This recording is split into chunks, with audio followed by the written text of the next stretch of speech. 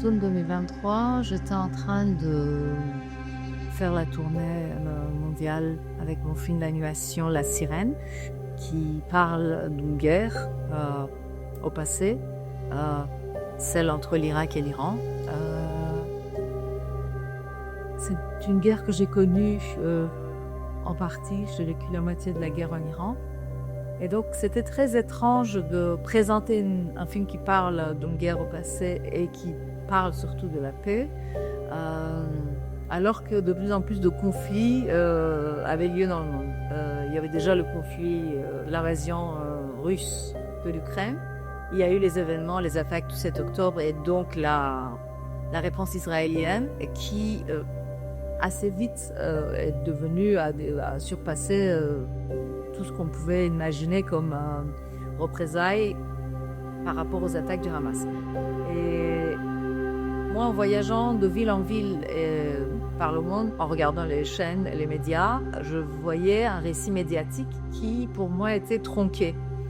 Je ne voyais pas du tout la voix palestinienne. Je changeais de ville, je changeais de langue, de médias, de chaînes, je regardais différentes. Et cette voix palestinienne de l'intérieur de Gaza manquait, était absente. D'autres parlaient à leur place. Et ça, c'est quelque chose que je connais aussi en tant qu'Iranienne, parce que ça nous arrive souvent que d'autres personnes racontent notre histoire. J'ai eu vraiment besoin de savoir de plus près, moi, de comprendre ce qui se passait à Gaza à ce moment-là. Parce que ça m'a vraiment obsédée. Et donc, à un moment, en avril 2024, j'ai décidé de me rapprocher de la zone du conflit de Gaza, en pensant naïvement que je pouvais traverser Rafah. Donc, je suis allée au Caire pour traverser Rafah et entrer dans Gaza. Chose qui s'est avérée impossible. Les routes étaient déjà bloquées, je n'ai pas pu passer. Et là, j'ai commencé à travailler, à filmer des réfugiés palestiniens qui étaient sortis de Gaza. Mais ça ne suffisait pas, je voulais un témoignage de l'intérieur encore. Vraiment quelqu'un qui était sous les bombes et je voulais savoir ce que les Gazaouis ressentaient. Et l'un des réfugiés, un des jeunes palestiniens que je suivais, m'a parlé d'une jeune femme, une jeune photographe qui était au nord de Gaza, qui s'appelait Fatma Assouna. Il m'a dit, tu vas voir, elle est formidable. Il était du même quartier, donc il la connaissait bien, c'était une amie à lui. Et il me l'a décrit d'une façon qui m'a déjà beaucoup intriguée. Donc on a été mis en contact et dès le premier rappel vidéo, il y a eu quelque chose qui s'est passé entre nous. Ça se voit d'ailleurs à l'image, parce que cet appel vidéo, c'est ce qui démarre le film presque. Et il y a eu un déclic, une sorte de reconnaissance quasi instantanée entre elle et moi, et ça a commencé comme ça.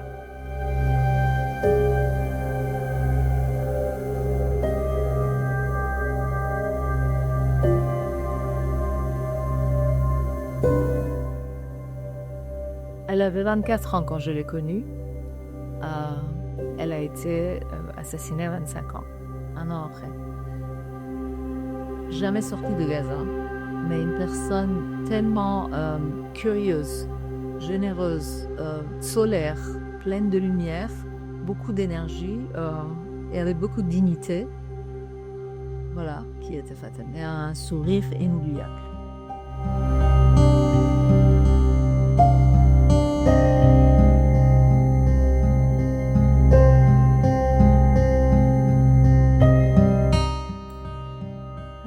Je crois que c'est un petit peu un caractéristique palestinien de résistance, de résilience. Cet attachement à leur terre, parce que, comme elle le disait aussi, je le dis, je la cite, on n'a que Gaza, mais avant les Gaza. Et je crois qu'ils le ressentaient très fortement. Faut se dire que la colonisation, en fait, a commencé il y a plus d'un siècle. En réalité, ça a commencé dans les années 1920, donc il y a quand même déjà plus d'un siècle. Et puis ça s'est accentué. Donc tous les Palestiniens et toutes les familles, c'est dans l'ADN, je crois, palestinienne là désormais, puisque ça fait, je ne sais plus combien de générations ça fait depuis ce moment-là. Ils sont toujours partis sans pouvoir revenir. Il n'y a jamais eu de retour. On les a toujours empêchés de revenir. Donc, quand un Palestinien parle avec cette détermination, parce qu'ils savent que s'ils s'en vont, ils ne pourront jamais rentrer. Donc elle disait, moi je voudrais voyager, mais toujours avec l'idée de revenir, quoi. Pas s'exiler.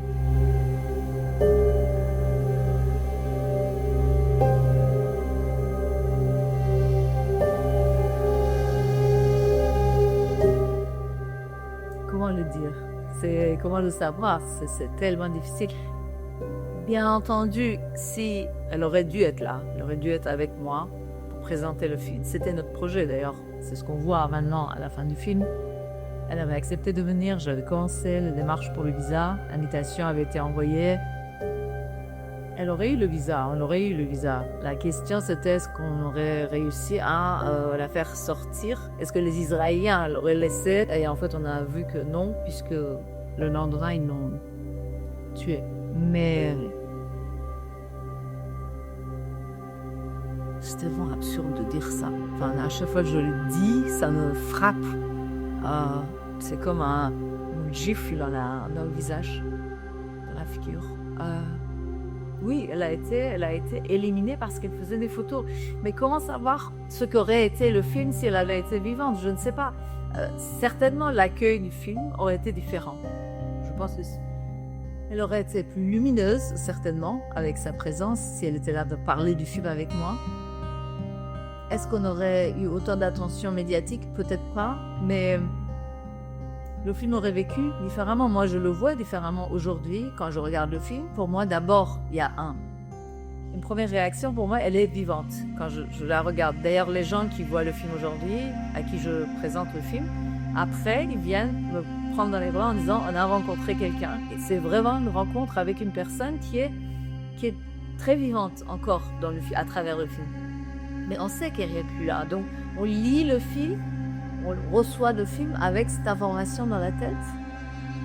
Et en même temps, elle est tellement solaire que on oublie parfois, on se laisse emporter par son sourire.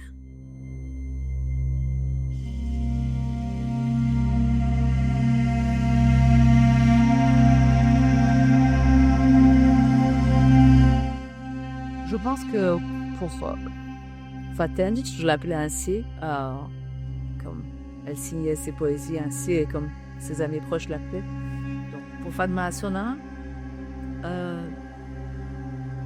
l'acte de documenter les effets de l'occupation ismaélienne et la destruction de la guerre à Gaza, dans cet épisode, puisque sa photographie a vraiment changé, ça s'est totalement transformé en un an.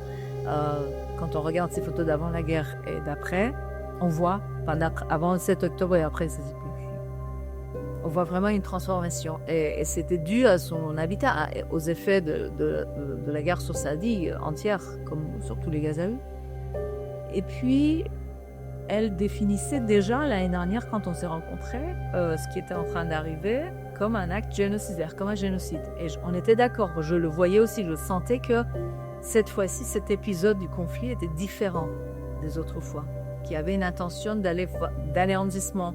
Et ça, elle voulait le documenter avec ses photos d'hommes. Elle avait quelque chose de très systématique dans son approche. Elle faisait des séries et en même temps, elle cherchait la vie, en même temps.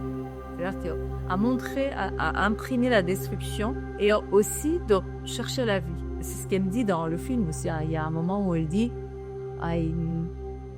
I'm looking for life in the middle of this destruction, in the middle of this death. Et donc, elle formulait clairement, en fait, sa pensée que c'était cette combinaison. Elle faisait des séries sur les façades détruites, des séries avec les enfants, des séries sur les gestes quotidiens, des séries sur les ruines, sur les hôpitaux détruits. Et elle avait un regard très digne, je dirais, pas voyeuriste, pas sensationnaliste, quelque chose avec une pudeur, avec une certaine distance. Donc en ça, je pense qu'elle est très particulière par rapport à le travail de tous les photographes qu'on a connus de Gaza.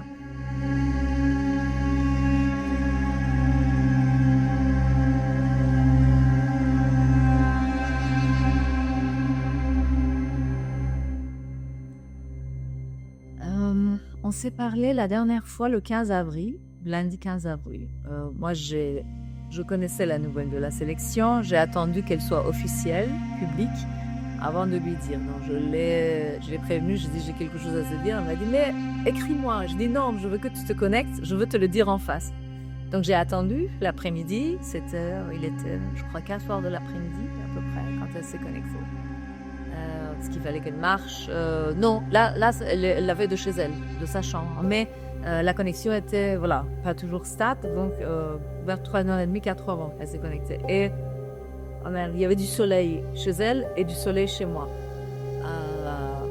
Et c'était très beau. Donc on le voit dans les images. Elle était extrêmement joyeuse. On a fait ces échanges de oui, je viens, envoie-moi ton passeport, le visa, tout ça. Et on devait se parler le lendemain, mardi 16.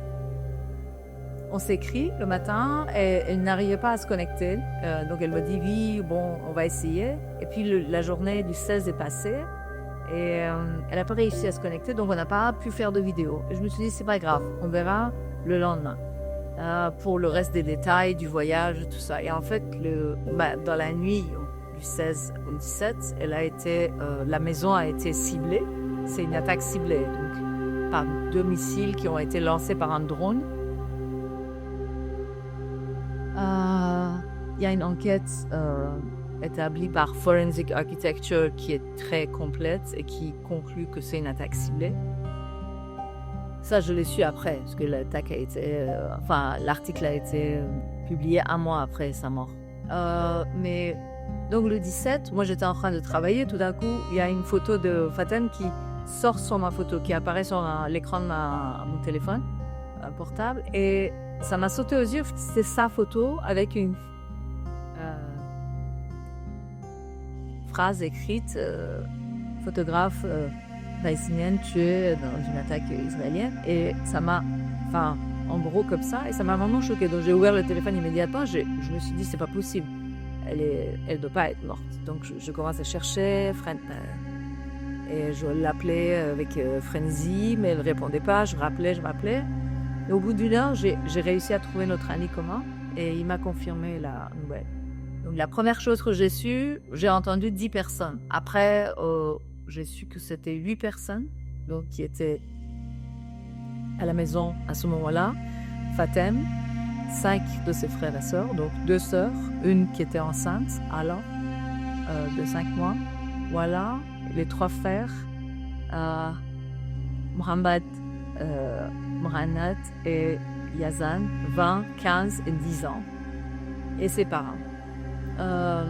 Et j'ai su un peu après que son père était dans le coma, et la mère aussi.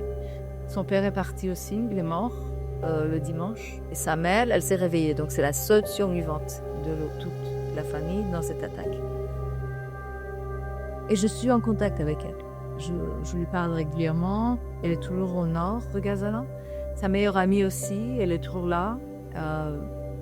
Maintenant, je ne sais plus, parce que les derniers messages sont catastrophiques. Ils ont eu des ordres d'évacuation totale. Tout le monde a dû partir, donc je ne sais même plus depuis hier. Chaque jour, ça change.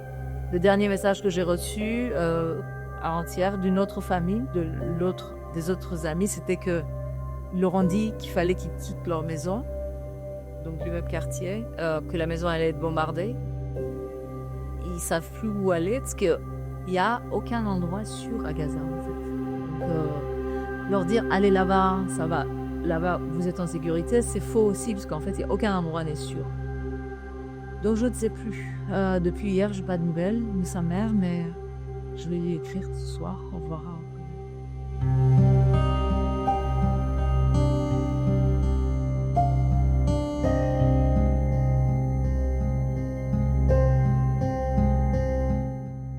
Oui, en réalité, comment sortir sans être touché d'une expérience pareille? J'ai perdu une grande amie, un peu comme une sœur, quelqu'un de ma famille. J'ai un vide dans ma vie maintenant. J'ai plus la personne que j'attendais tous les jours pendant 1 an, avec qui je correspondais. Il y a un vide en face de moi, maman. L'expérience même de filmer, en fait, tous les jours, assez longuement comme ça, est devenu... je remets tout en question. Mais ce que je garde de ce chapitre de ma vie ou de ce film, c'est que on peut faire des films qui changent la vie. C'est possible de faire des films qui changent la vie. C'est possible de faire des films qui touchent les gens vraiment, avec peu de choses, avec très peu de choses, parce que ce film, il est fait avec très peu de moyens techniques. C'était un choix, d'ailleurs. C'est un cinéma d'urgence. C'est un cinéma qui détourne les obstacles. C'est un cinéma qui va vers une main. C'est une main tendue vers Gaza, vers les gens qui sont sous les bombes depuis longtemps. Et je pense que c'est quelque chose qui fait du bien à voir en ce moment à beaucoup de gens qui sont frustrés de cette violence qui nous est imposée par l'extrême droite israélienne qui veut raser Gaza, qui est en train de le faire, non pas qui veut, qui est en train de faire ça depuis quasiment 2 ans. L'histoire n'a pas commencé le 7 octobre, je l'ai déjà dit, ça a commencé il y a plus d'un siècle, cette histoire-là, ce conflit-là. Et on en vient à un des chapitres les plus saillants, les plus graves. Mais ce film montre que les Palestiniens à Gaza, ils sont comme nous. On se ressemble, ils ont les mêmes envies, ils ont les mêmes besoins. Moi, je pense, oui, avec nos petits malheurs dans notre vie paisible de ce côté-ci de la Méditerranée, ils sont vraiment juste de l'autre côté, en face. Et j'ai appris à relativiser tout avec ce que me racontait Faten. Parce que quand on a quelqu'un qui est sous les bombes et qui a ce sourire, tous les jours, toutes les fois, malgré toutes les difficultés, on relativise plus.